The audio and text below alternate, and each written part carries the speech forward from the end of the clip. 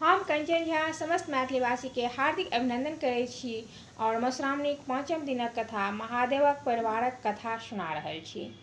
दक्षक यज्ञ में सतीक प्राण त्यागलाक बाद दक्ष प्रजापति हिमालय रूप में अवतार लेलनि। हुनका क्रमशः 5 कन्या भेलखिन: उमा, पार्वती, गंगा, गौरी आ संध्या। एहि 5 कन्याक विवाह बेरा-बेरी महादेव सँ भेलनि।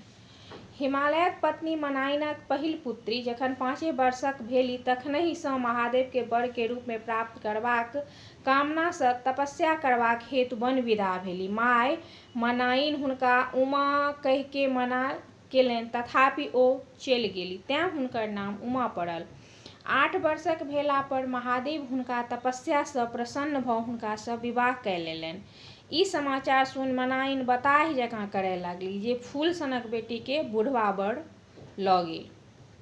हिमालयक दोसर बेटीक नाम पार्वती छलनि। हुनको बाढ़ि उमे जकाँ छल, ओहो थोड़बे दिन में विवाहक योग्य भ' गेलीह। पार्वती एक दिन फूल तोड़य लेल सखी सभक संग कनक शिखर पर गेली। ओतय ओ एक गोट बूढ़ व्यक्ति के देखल, जकरा बड़का-बड़का पाकल केश, बड़का-बड़का दाँत छल। ओ बसहा पर चढ़ल डमरू बजाबैत छल। पार्वती चिन्ह गेलीह जे ओ आन केओ नहि, साक्षात महादेव छथि। पार्वती सखी सब के मनो केला पर ओकरा सबके घर विदा कय अपने महादेवक संग बसहा पर चढ़ि गेली। सखी सब घर आबि मनाइन के सब बात कहलखिन। ओ अपन कपार झाँटय लगलीह जे हमरा कपार में की लिखल अछि जे एना भ' जाइत अछि, किंतु आब जे भ' गेल तकर कोन उपाय।